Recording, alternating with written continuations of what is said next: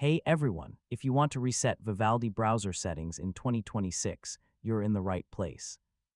In this guide, I'll show you step by step how to restore Vivaldi to its default settings and fix common browser issues. First, resetting Vivaldi can help solve problems like crashes, slow performance, extension conflicts, and incorrect browser settings. Start by launching Vivaldi on your computer. Click the Vivaldi menu and select Settings. Before resetting, review your current settings. This helps you remember any custom changes you might want later. Try disabling extensions first. Yeah, many issues are caused by problematic extensions rather than browser settings.